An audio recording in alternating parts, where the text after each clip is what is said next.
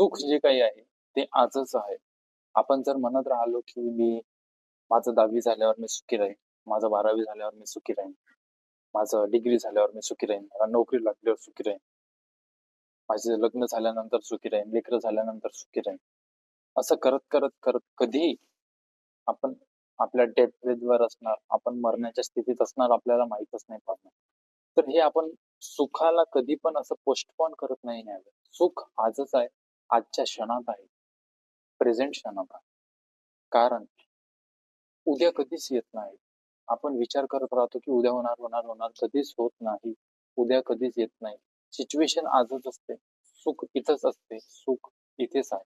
प्रेझेंटमध्येच आहे. पुढे कधीच जात नाही. तर हे जेव्हा आपण लक्षात घेतो तर आपल्याला लक्षात येईल की सुख आजच आहे. आणि आज आपल्याजवळ जे काही गोष्टी आहेत, त्याच्यात समाधान मानून जे काही गोष्टी आपल्याला हव्या आहेत फ्युचरमध्ये, त्याच्यासाठी काम करणं, जितकं पण आपण करू शकतो. पण आज जे आपल्याजवळ आहे त्याचं समाधान खूप जास्त गरजेचं आहे. ते समाधान नसलं तर आपण कधीच समाधानी असूच नाही शकणार जीवनात. कारण प्रत्येक गोष्ट जी आपल्याला भेटणार ते आतनं कधी ना कधी कमीच होणार.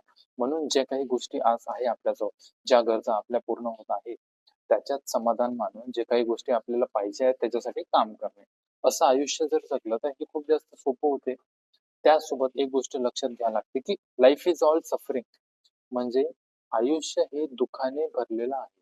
आणि जेव्हा आपण हे सत्य मानून घेतो की आयुष्य दुःखाने भरलेलं आहे, तर आपल्याला लक्षात येईल, अरे जर आयुष्य दुःखाने भरलेलं आहे तर मग ताण घ्यायची गोष्टच काय?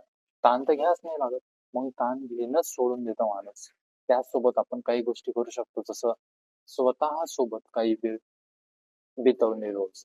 म्हणजे जवळपास 15-20 मिनिट, अर्धा तासपर्यंत आपण स्वतःसोबतच बसायचं. काही बोलायचं नाही कोणासोबत, काही नाही. शांततेत जाऊन बसायचं फक्त. याने काय होते, की आपण सेल्फ अवेअरनेस वाढते. आपण काय विचार करतो हे आपल्याला लक्षात येते. आणि जर आपले विचार जास्त निगेटिव्ह चालत आहे, तर आपल्याला लक्षात येते, की हे निगेटिव्ह विचाराचं काही कामच नाही. तर ते आपण हळू जसं अवेअर होत जातो, तसं ते सोडत जातो.